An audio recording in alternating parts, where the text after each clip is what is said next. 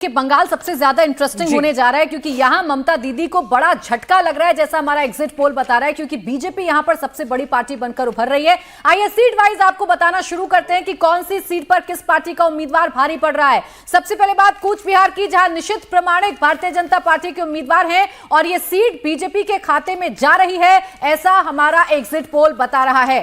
अगली सीट बहरामपुर की, जहां अधीर रंजन चौधरी नेता विपक्ष हैं सदन में कांग्रेस के, वो यहां से आगे चल रहे हैं, यानी तमाम कोशिशों के बावजूद भी यहां टीएमसी कांग्रेस को हराने में कामयाब नहीं हो पा रही। यूसुफ पठान पूर्व क्रिकेटर को मैदान में उतारा गया था टीएमसी की तरफ से, लेकिन वो फिलहाल पीछे चल रहे हैं। ऐसी एक सीट है महुआ मोइत्रा वाली कृष्णा नगर, यहां से तृणमूल जो है पीछे चल रही है, लेकिन जो क्लोज फाइट है वो हमें देखने को मिल रही है। मुर्शिदाबाद सीट की अगर बात करेंगे तो मोहम्मद सलीम यहां से सीपीआईएम के कैंडिडेट हैं, वो फिलहाल अगर आप कह सकते हैं कि वो पीछे चल रहे हैं, जैसा कि हम आपको एग्जिट पोल में दिखा रहे हैं। और डायमंड हार्बर की सीट, जो कि अभिषेक बनर्जी वाली सीट है, ये सीट जीतते हुए अभिषेक बनर्जी नजर आ रहे हैं। और इसके बाद वो दिलचस्प सीटें हैं जहां पर कहा जा रहा है कि अगर बीजेपी जो गेन करने जा रही है तो शुवेंदु अधिकारी के जो इलाके हैं वहां पर जो है गेन हो सकता है। अधिकारी ब्रदर्स जो है वहां पर काम करेंगे।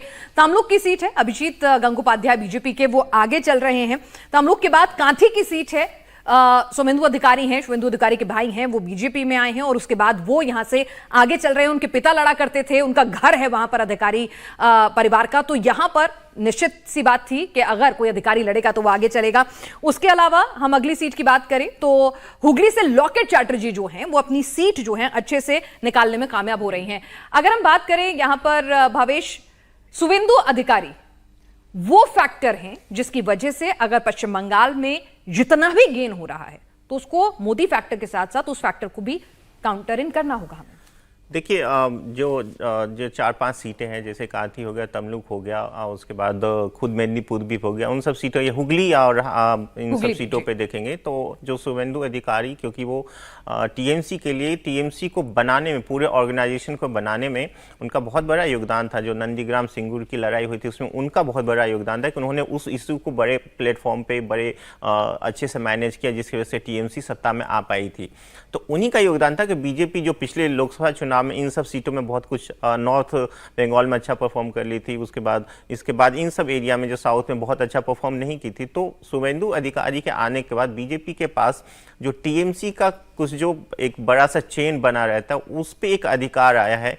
वो शायद बीजेपी के लिए अच्छा फैक्टर है। बीजेपी ने कैंडिडेट भी इस एरिया में बहुत अच्छा दिया है। और कृष्णा नगर में क्या बिगड़ गया? महुआ मोइत्रा की सांसदी एक बार गई, उनसे एक बार गलती हुई, तो क्या वो सांसदी वापस हासिल नहीं कर पाएंगी चुनाव लड़कर भी?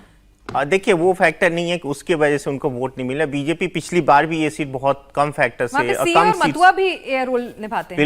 बिल्कुल सही करें तो बहुत कम वोट से बीजेपी कृष्णा नगर की सीट हारी थी। तो मथुआ जैसे सीए का अनाउंसमेंट हुआ, इम्प्लीमेंटेशन हुआ, तो उन सारे 8-9 सीटें हैं जिसमें कृष्णा नगर भी है, उस पर असर पड़ा, जिसकी वजह से बीजेपी ये सीटें एक सीट जिसका जिक्र अभी हुआ नहीं है, घाटल सीट। जब हम अधिकारी ब्रदर्स की ताकत की बात करते हैं, फैमिली की ताकत की बात करते हैं, तो क्या घाटल तक वो पहुंच रही है या नहीं? घाटल पे भी पहुंचे। बीजेपी के बहुत अच्छे कैंडिडेट भी, एक्टर है, नाम मैं उनका भूल रहा हूँ, बहुत अच्छे कैंडिडेट है वो, और वहाँ पे बीजेपी बहुत अच्छा, हालांकि बहुत क्लोज है वो सीट, शायद बीजेपी निकाल ले, नहीं भी निकाल सकते। तो झारग्राम और ये दोनों बहुत क्लोज है सीटें। झारग्राम और घाटल, हाँ, झारग्राम तो बीजेपी वैसे टीएमसी के ब्लॉक में हम लोगों ने देखा है, लेकिन झारग्राम और घाटल दोनों में से कहीं भी स्विच हो सकता है, तो ये देखने वाली बात होगी। हालांकि बीजेपी का कैंडिडेट बहुत अच्छा है, बंगाली फिल्म के एक्टर हैं और बहुत अच्छे काम करते, विधायक भी हैं वो वहाँ, तो